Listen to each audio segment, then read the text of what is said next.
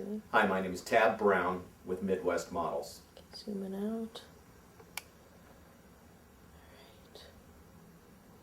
Whenever you're ready. At this second appearing to take oath of the presidential office, there is less occasion for an extended address than there was at the first. Then, a statement somewhat in detail of a course to be pursued seemed fitting and proper.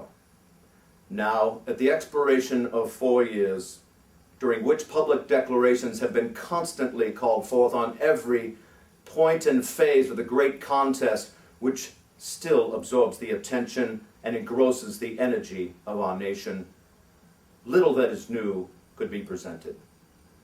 The progress of our arms, upon which all else chiefly depends, is as well known to the public as myself. And it is, I trust, reasonably satisfactory and encouraging to all. With high hope for the future, no prediction in regard to it is ventured. With malice toward none, with charity for all, with firmness in the right as God gives us to see the right, let us strive on to finish the work we are in, to bind up the nation's wounds, to care for him who shall have borne the battle, and for his widow, and for his orphan. To do all which may achieve and cherish a just and lasting peace among ourselves and with all nations. So how do you feel about education? The old general rule was that educated people did not perform manual labor. They managed to eat their bread, leaving the toll of producing it to the uneducated. This was not an insupportable evil to the worker bees so long as the class of drones remained very small. But now especially in these free states, nearly all are educated.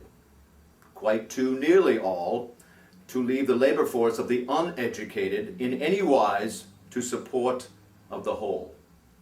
It follows from that henceforth educated people must labor. Otherwise, education itself would become a positive and intolerable evil. No other country can sustain an idleness more than a small percentage of its numbers. The great majority must labor at producing something. So how do you feel about slavery? Slavery is founded in the selfishness of man's nature, opposition to it in his love of justice. These principles are an internal antagonism, and when brought into collision so fiercely as slavery extension brings to them, shocks and throes and convulsions must ceaselessly follow. Repeal the Missouri Compromise. Repeal all compromises. Repeal the Declaration of Independence. Repeal all past history. You still cannot repeal human nature. It still will be the abundance of man's heart that slavery extension is wrong. And out of the abundance of man's heart, his mouth will continue to speak. So what was your educational experience like? My father, at the death of his father, was but 6 years of age, and he grew up literally without education. He removed from Kentucky what is now Spencer County, Indiana, in my 8th year. We reached our new home about the time the state came into the Union. It was a wild region with many bears and other wild animals still in the woods. There I grew up.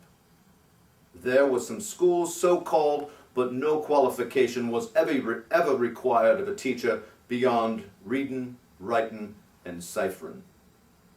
To the rule of 3. If a straggler supposed to understand Latin happened to sojourn in the neighborhood, he was considered to be a wizard. There was absolutely nothing to excite ambition for education. Of course, when I came of age, I did not know much. Still, somehow, I could read, write, and cipher to the rule of 3. But that was all. I have not been to school since. The little advance I have upon the store of education I have picked up from time to time under the pressure of necessity.